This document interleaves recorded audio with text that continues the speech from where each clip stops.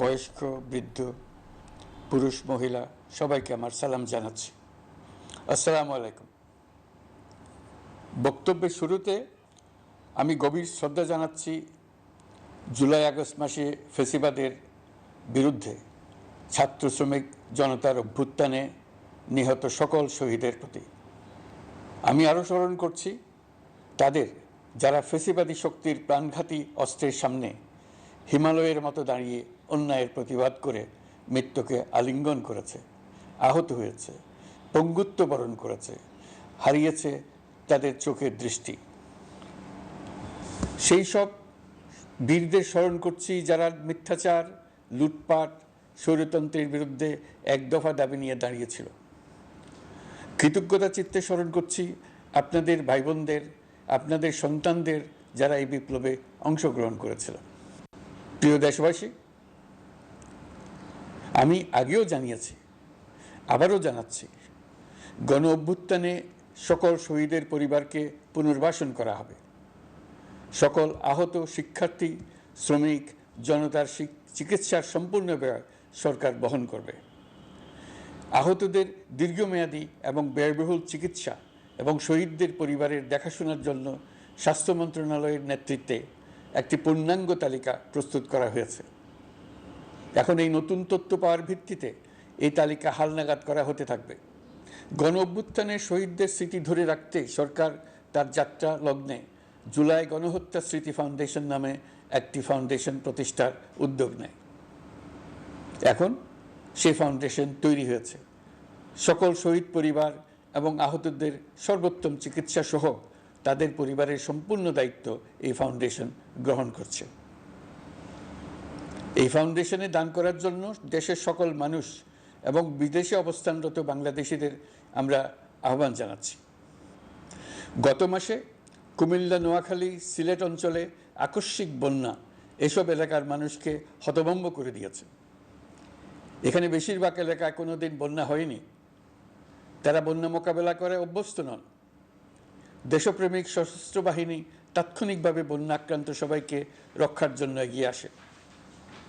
সেনা, নৌ এবং বিমান বাহিনী পরস্পরের সঙ্গে সমন্বয় করে একযোগে কাজে নেমে পড়ার ফলে মানুষের দুর্ভোগ কম হয়েছে। এর পরপরই এনজিও এবং সাধারণ মানুষ দেশের সকল অঞ্চল থেকে দলে দলে এগিয়ে এসছে। আমি বিশেষ করে দেশপ্রেমিক সেনাবাহিনীকে আবারও ধন্যবাদ জানাচ্ছি। দেশের সকল দুর্যোগকালে তারা সবসময় আন্তরিকভাবে এগিয়ে এসছে। বিশেষ করে বন্যা ও শান্তি শৃঙ্খলা রক্ষার কাজে তাদের সৈনিক এবং অফিসাররা দিনের পর দিন যেভাবে দায়িত্ব পালন করেছে তার কোনো তুলনা হয় না। জনজীবনে স্বস্তি ও আত্মবিশ্বাস প্রতিষ্ঠায় তাদের ভূমিকা অনন্য।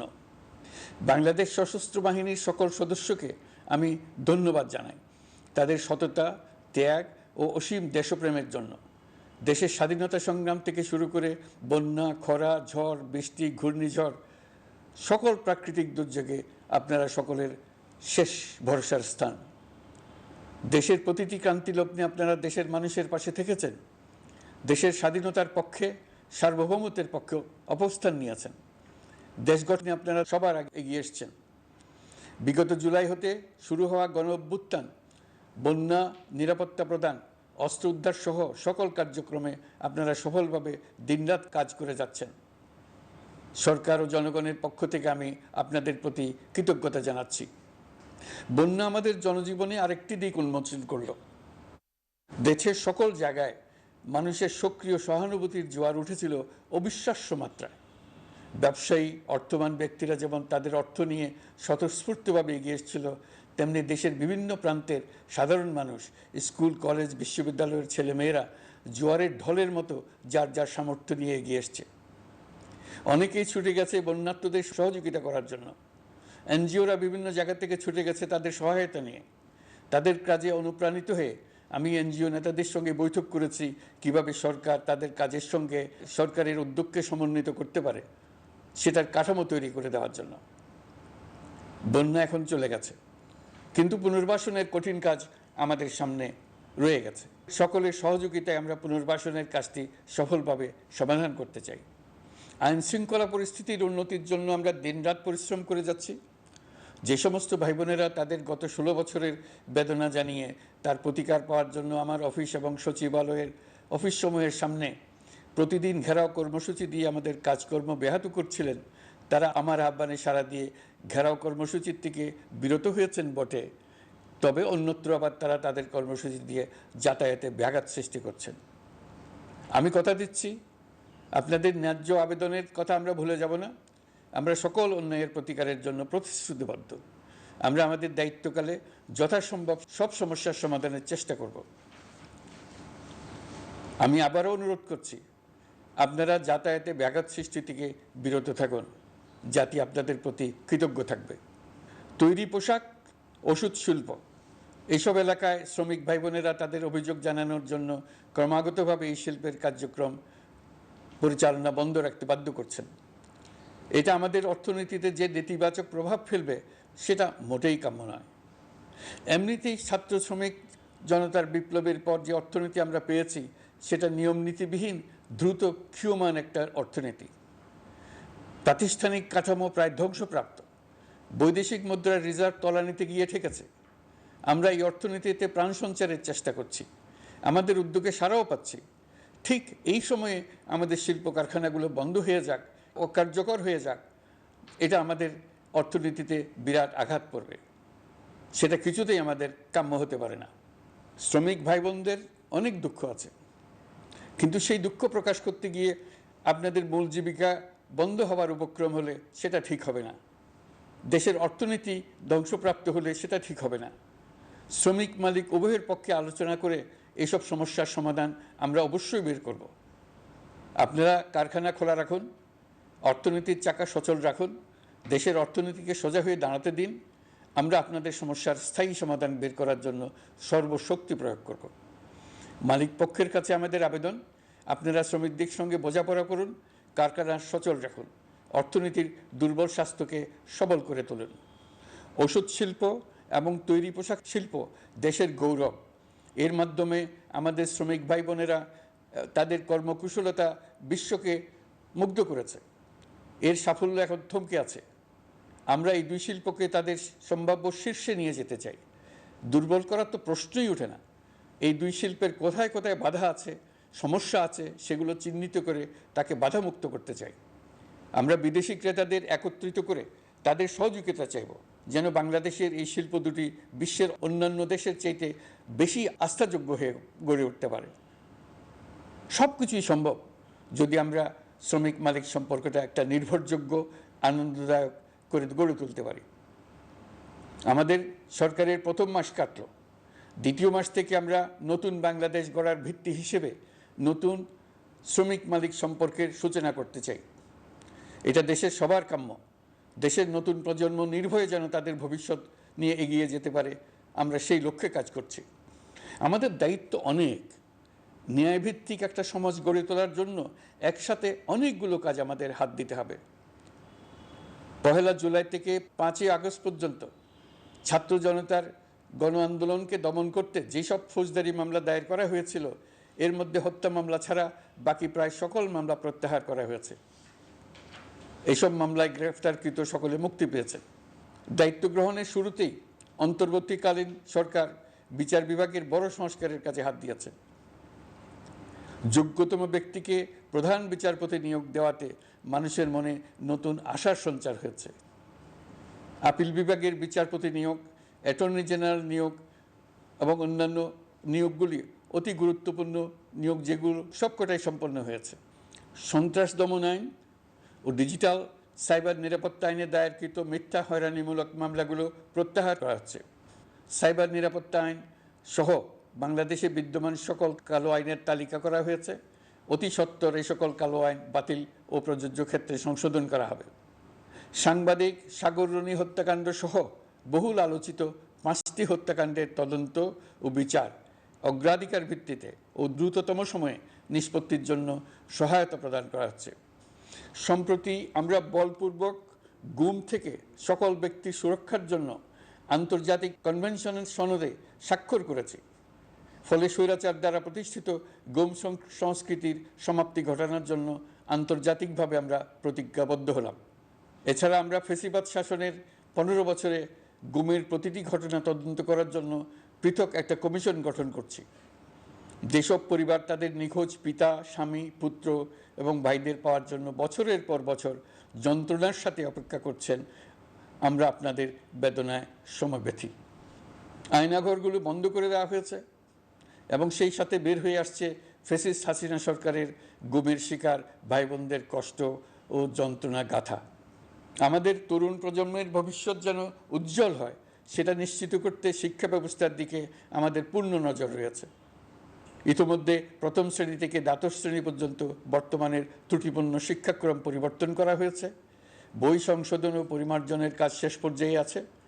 এই সংস্কারের কাজ অব্যাহত থাকবে। বিশ্ববিদ্যালয়সমূহের উচ্চ প্রশাসনিক পদগুলো পূরণ করে শিক্ষা কার্যক্রম স্বাভাবিক করার কাজ দ্রুত গতিতে এগিয়ে চলেছে।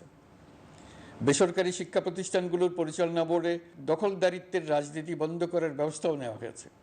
আপনারা নিশ্চয় লক্ষ্য করেছেন, আমাদের প্রথম মাসে দেশের প্রায় সকল বিশ্ববিদ্যালয়ের উপাচার্য এবং উপাচার্য মহোদয়গণ পদত্যাগ করেছেন। উচ্চশিক্ষার ক্ষেত্রে এটা বিরাট শূন্যতার সৃষ্টি করেছে।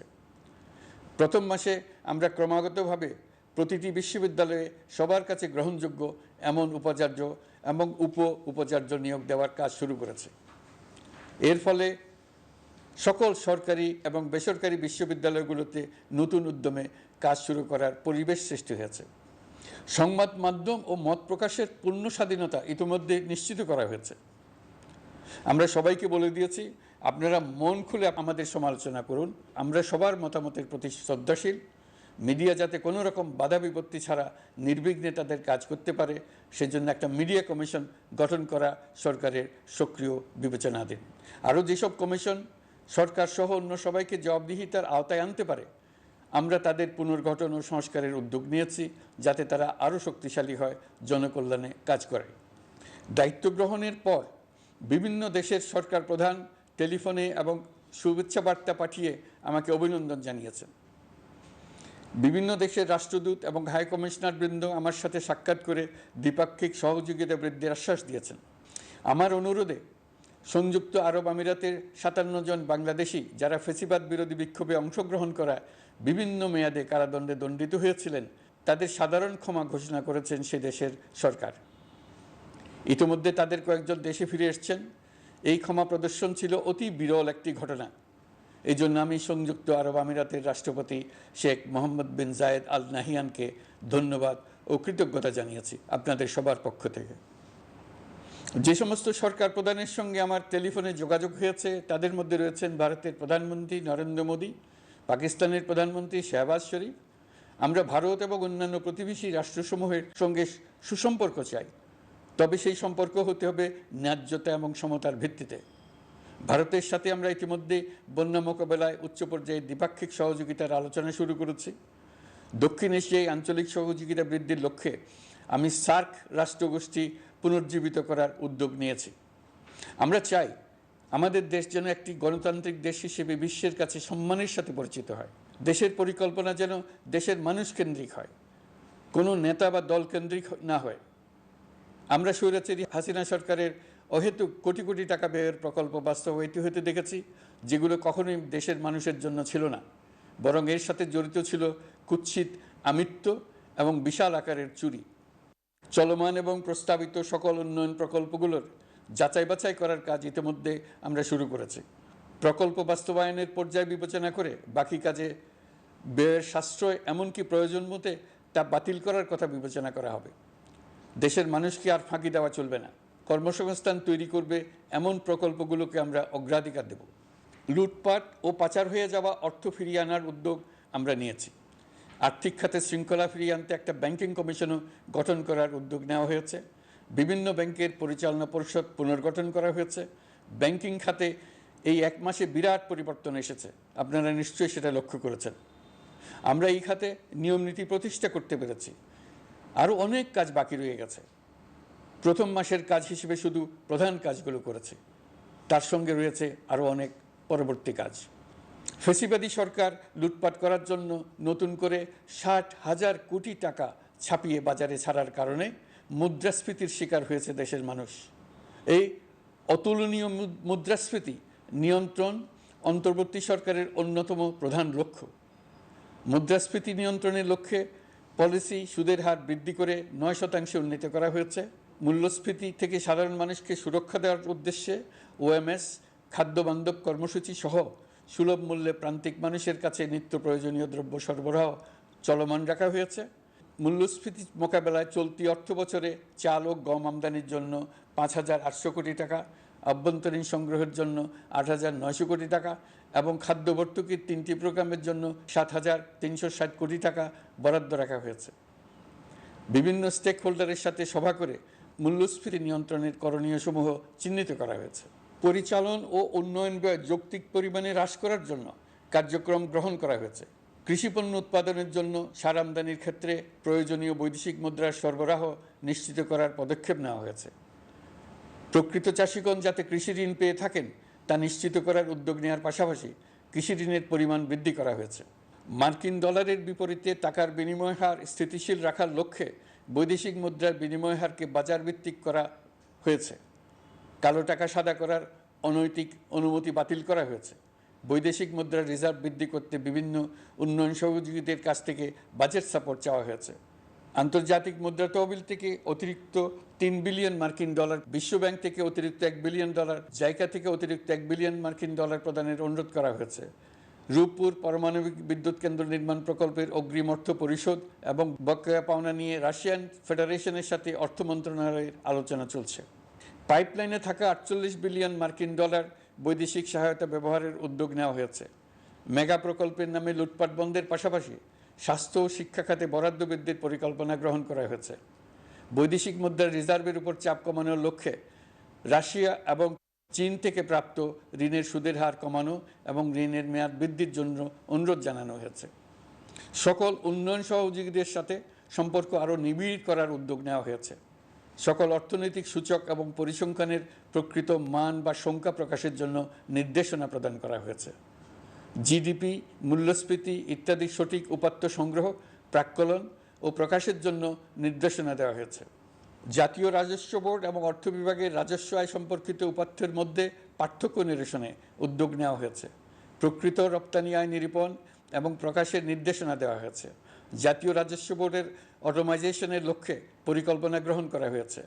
পুঁজিবাজারকে স্বাভাবিক ধারায় ফিরিয়ে আনতে সিকিউরিটি এক্সচেঞ্জ কমিশন পুনর্গঠন করা হয়েছে।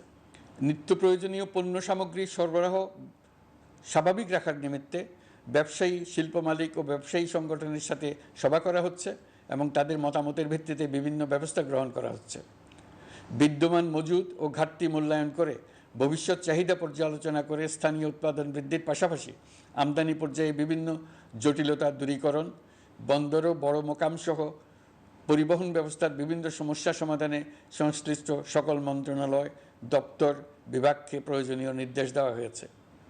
এই জন্য তেল, চিনি, ডিম ও মাংস উৎপাদনকারী বৃহৎ প্রতিষ্ঠানসমূহের সাথে সভা ও মতবিনিময় করা হচ্ছে। নিত্য প্রয়োজনীয় কিছু দ্রব্যাদি যেমন পেঁয়াজ, আলু এসবের দাম আরও কমানোর জন্য বিদ্যমান শুল্ক হার হ্রাসের বিষয়ে এনবিআরকে প্রয়োজনীয় নির্দেশনা দেওয়া হয়েছে। ইতোমধ্যে এনবিআর পেঁয়াজ, আলু ও কতিপয় কীটনাশকের ক্ষেত্রে আমদানি শুল্ক হ্রাস এবং ক্ষেত্র বিশেষে রেগুলেটরি শুল্ক প্রত্যাহার করে এসআরও জারি করেছে। নিম্ন আয়ের 1 কোটি পরিবারকে টিসিবির মাধ্যমে হ্রাসকৃত মূল্যে কিছু পণ্য যেমন পরিবার প্রতি চাল মাসে 5 কেজি, সয়াবিন তেল মাসে 2 কেজি, মসুর ডাল মাসে 2 কেজি দেওয়া হচ্ছে। এটি সামনের দিনগুলোতে অব্যাহত রাখা হবে। সরকার দায়িত্ব গ্রহণের পর জনপ্রত্যাশা অনুযায়ী বিদ্যুৎ, জ্বালানি ও খনিজ সম্পদ মন্ত্রণালয় হতে বিদ্যুৎ ও জ্বালানির দ্রুত সরবরাহ বৃদ্ধি আইনের অধীনে চলমান সকল প্রকার নেগোসিয়েশন, প্রকল্প বাছাই এবং ক্রয় প্রক্রিয়াকরণ কার্যক্রম আপাতত স্থগিত করা হয়েছে।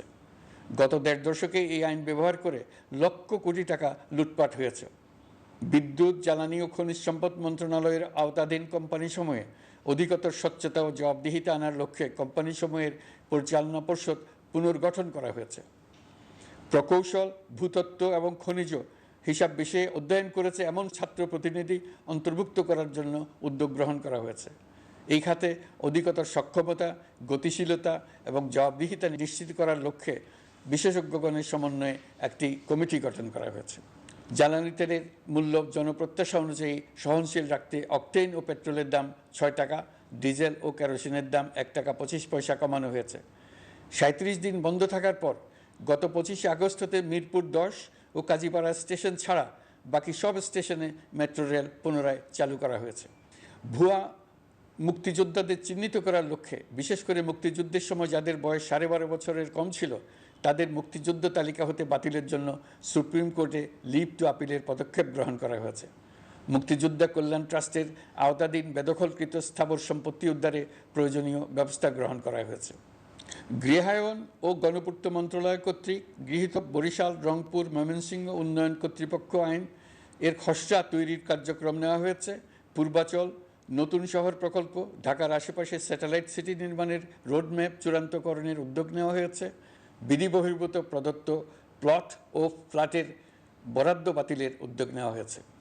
প্রিয় দেশবাসী, আপনাদের আমাদের সন্তানদের জন্য একটি গণতান্ত্রিক বাংলাদেশের রূপরেখা তৈরি করতে আমরা দৃঢ় প্রতিজ্ঞ।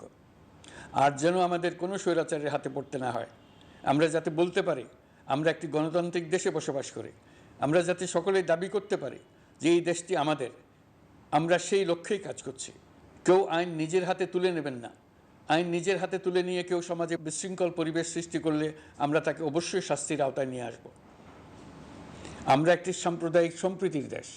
ধর্মীয় সম্প্রীতি বিনষ্ট হয় এমন কোনো কাজ কেউ কোনোভাবেই করবেন না।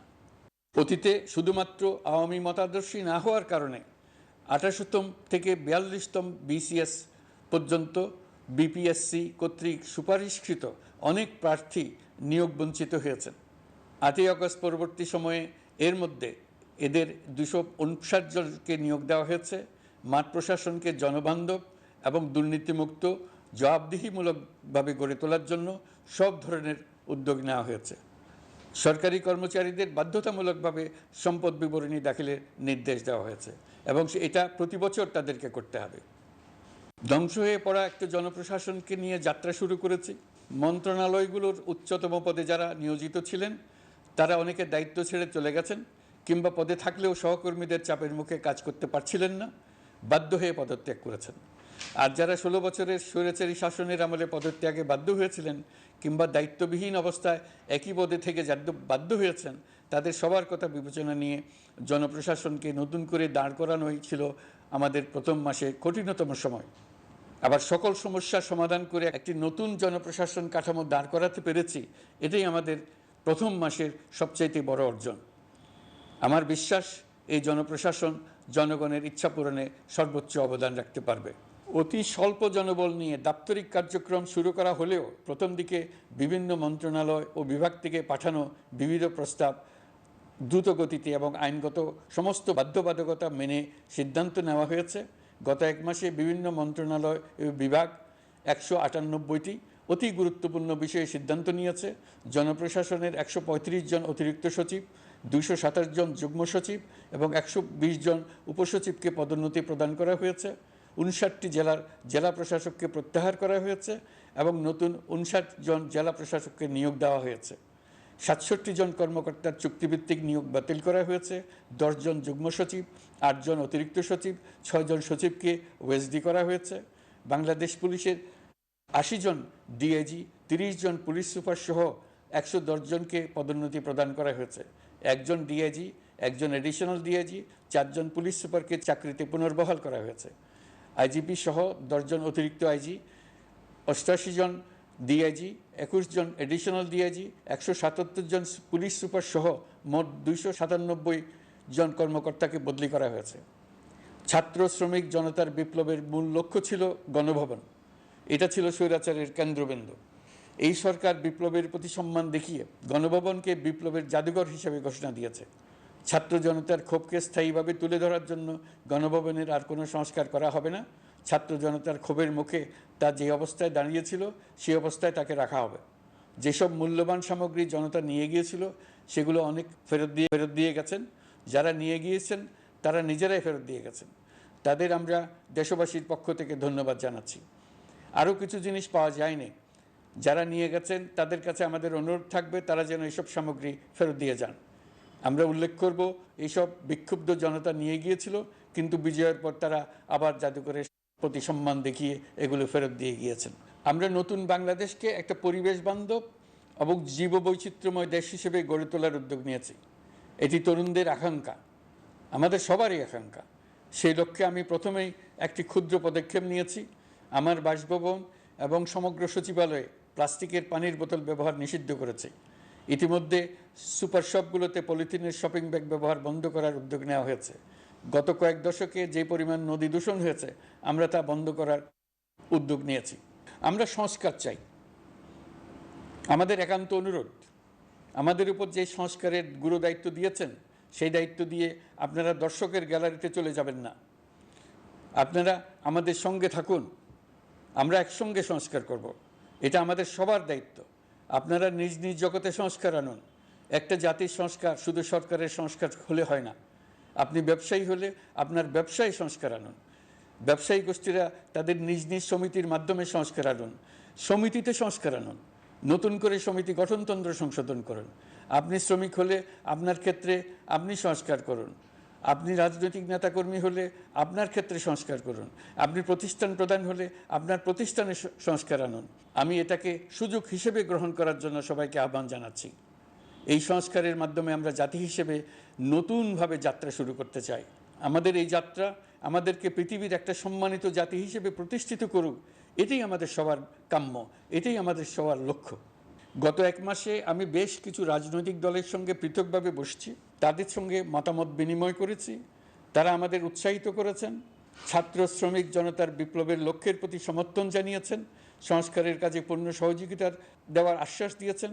আমি দেশের বিশিষ্ট সম্পাদক বৃন্দের সঙ্গে মত বিনিময় করেছি, তারাও সংস্কারের কাজে পূর্ণ সহযোগিতা দেওয়ার আশ্বাস দিয়েছেন। তারা বিভিন্ন বিষয়ে মূল্যবান পরামর্শ দিয়েছেন। সবার পরামর্শ নিয়ে এখন আমাদের অগ্রসর হওয়ার পালা। আমি বিশিষ্ট ব্যবসায়ীদের সঙ্গে বৈঠক করেছি, তাদের কাছে আমাদের সরকারের লক্ষ্যগুলো ব্যাখ্যা করেছি, তারাও আমাদের লক্ষ্যের সঙ্গে একমত প্রকাশ করেছেন। আপনারা জানেন, ছাত্র শ্রমিক জনতার ঐতিহাসিক জুলাই গণ অভ্যুত্থানের মুখে এবং হাজারো মানুষের আত্মদানের বিনিময়ে বাংলাদেশে ফ্যাসিস্ট সরকারের পতন হয়েছে। এই গণ অভ্যুত্থানের বার্তা ও আকাঙ্ক্ষা বাস্তবায়নের জন্য একটি অভূতপূর্ব সময় ও সুযোগ আমরা এর মধ্য দিয়ে অর্জন করেছি। এর বাস্তবায়ন তথা বাংলাদেশের ফ্যাসিজম বা স্বৈরতান্ত্রিক শাসন পুনরাবৃত্তির আশঙ্কা রোধ এবং জনমালিকানা ভিত্তিক কল্যাণমুখী জনস্বার্থে নিবেদিত একটি রাষ্ট্র ব্যবস্থা প্রবর্তনের লক্ষ্যে কিছু জাতীয় ভিত্তিক সংস্কার সম্পন্ন করা জরুরি হয়ে পড়েছে। উক্ত সংস্কার ভাবনার অন্যতম কেন্দ্রবিন্দু হচ্ছে সুষ্ঠু নির্বাচন ব্যবস্থা, সুশাসন প্রতিষ্ঠা করা। আমরা যেহেতু জনগণের ভোটাধিকার ও জনগণের মালিকানায় বিশ্বাস করি, সেহেতু নির্বাচন ব্যবস্থার উন্নয়নে আমাদের সংস্কার ভাবনায় গুরুত্ব পেয়েছে অধিক। আমরা মনে করি নির্বাচনের নামে সংখ্যাগরিষ্ঠতার একাধিপত্য ও দুঃশাসন মানুষের উপর চাপিয়ে দেওয়া বা এর মাধ্যমে এক ব্যক্তি বা এক পরিবার বা কোনো গোষ্ঠীর কাছে সকল ক্ষমতা কুক্ষিগত করে রাখার কোনো ক্রমেই গ্রহণযোগ্য নয়। এসব আশঙ্কা রোধ করার জন্য নির্বাচনের সাথে সম্পর্কিত নির্বাচন কমিশন সহ অন্যান্য প্রতিষ্ঠানগুলোর সংস্কারের কথা আমরা ভাবছি। নির্বাচন ব্যবস্থার সাথে সম্পর্কিত প্রতিষ্ঠান হিসেবে পুলিশ প্রশাসন, জনপ্রশাসন, বিচার প্রশাসন, দুর্নীতি দমন কমিশন এই 4টি প্রতিষ্ঠানের সংস্কার করা সুষ্ঠু ও অবাধ নির্বাচনের জন্য অপরিহার্য। এসব প্রতিষ্ঠানের সংস্কার জনমালিকানা ভিত্তিক, জবাবদিহিমূলক এবং কল্যাণমূলক রাষ্ট্র ব্যবস্থা প্রতিষ্ঠায় অবদান রাখবে বলে আমি বিশ্বাস করি। এর পাশাপাশি সমাজের সকল স্তরের মানুষের প্রতিনিধিত্ব ও স্বার্থ নিশ্চিত করার জন্য এবং জুলাই গণ অভ্যুত্থানের বার্তাকে প্রতিফলিত করার জন্য সাংবিধানিক সংস্কারের প্রয়োজন আমরা অনুভব করছি। এসব বিষয়ে সংস্কার করার প্রাথমিক পদক্ষেপ হিসেবে আমরা প্রাথমিকভাবে 6টি কমিশন গঠন করার সিদ্ধান্ত নিয়েছি। এসব কমিশনের কাজ পরিচালনার জন্য বিষয়ভিত্তিক অভিজ্ঞতা বিবেচনা করে 6 জন বিশিষ্ট নাগরিকের নেতৃত্বে এই কমিশনগুলো পরিচালনা করার দায়িত্ব দিয়েছি। এরপর আরও বিভিন্ন বিষয়ে কমিশন গঠন করার প্রক্রিয়া আমরা অব্যাহত রাখব। নির্বাচন ব্যবস্থা সংস্কার কমিশনের প্রধান হিসেবে দায়িত্ব পালন করবেন ডক্টর বদিউল আলম মজুমদার। পুলিশ প্রশাসন সংস্কার কমিশনের প্রধান হিসেবে কাজ করবেন জনাব সরফরাজ চৌধুরী। বিচার বিভাগ সংস্কার কমিশনের প্রধান হিসেবে দায়িত্ব পালন করবেন বিচারপতি শাহ আবু নাঈম মুমিনুর রহমান। দুর্নীতি দমন সংস্কার কমিশনের প্রধান হিসেবে দায়িত্ব পালন করবেন ডক্টর ইফতেখারুজ্জামান। জনপ্রশাসন সংস্কার কমিশনের প্রধান হিসেবে দায়িত্ব পালন করবেন জনাব আব্দুল মুহিত চৌধুরী। সংবিধান সংস্কার কমিশনের প্রধান হিসেবে দায়িত্ব পালন করবেন ডক্টর শাহদিন মালিক। এসব কমিশনের অন্য সদস্যদের নাম কমিশন প্রধানদের সাথে আলোচনা করে ঠিক করা হবে। কমিশনগুলোর আলোচনা ও পরামর্শ সভায় উপদেষ্টা পরিষদের সদস্য, ছাত্র, শ্রমিক জনতা আন্দোলনের প্রতিনিধি, নাগরিক সমাজ ও রাজনৈতিক দলের প্রতিনিধিরা উপস্থিত থাকবেন। পূর্ণাঙ্গভাবে গঠিত হওয়ার পর কমিশন আনুষ্ঠানিকভাবে তাদের কাজ আগামী 1 অক্টোবর থেকে শুরু করতে পারবে বলে আমি আশা করছি এবং এটি পরবর্তী 3 মাসের মধ্যে সম্পন্ন হবে বলে আমরা ধারণা করছি। কমিশনের রিপোর্টের ভিত্তিতে সরকার পরবর্তী পর্যায়ে প্রধান রাজনৈতিক দলগুলোর সাথে পরামর্শ সভার আয়োজন করবে। চূড়ান্ত পর্যায়ে ছাত্র সমাজ, নাগরিক সমাজ, রাজনৈতিক দলের প্রতিনিধি, সরকারের প্রতিনিধি নিয়ে ব্যাপক ভিত্তিক 3 থেকে 7 দিন ব্যাপী একটি পরামর্শ সভার ভিত্তিতে সংস্কার ভাবনার রূপরেখা চূড়ান্ত করা হবে। এতে এই রূপরেখা কীভাবে বাস্তবায়ন হবে তার একটি ধারণাও দেওয়া হবে। এই আয়োজন জুলাই গণঅভ্যুত্থানের বার্তা বাস্তবায়ন ও রাষ্ট্র পুনর্নির্মাণ তাগিদের ঐক্যবন্ধনে গোটা জাতিকে শক্তিশালী ও আশাবাদী করে তুলবে বলে আমাদের বিশ্বাস। প্রিয় দেশবাসী, আমাদের সামনে অনেক কাজ, সবাই মিলে একই লক্ষ্যে আমরা অগ্রসর হতে চাই। আমাদের মধ্যে, বিশেষ করে আমাদের নতুন প্রজন্মের মধ্যে যে সুপ্ত প্রতিভা লুকিয়ে আছে সেটা যেন বিনা বাধায় রাষ্ট্রের এবং সমাজের সহযোগিতায় প্রকাশ করতে পারি, সেই সুযোগের কাঠামো তৈরি করতে চাই। সকলে মিলে আমাদের পরিবারের প্রতিটি সদস্যকে, সে ঝাড়ুদার হোক, ছাত্র হোক, শিক্ষক হোক, যে কোনো ধর্মের হোক, সবার সমান অধিকার নিশ্চিত করতে চাই। এই হলো আমাদের সংস্কারের মূল লক্ষ্য।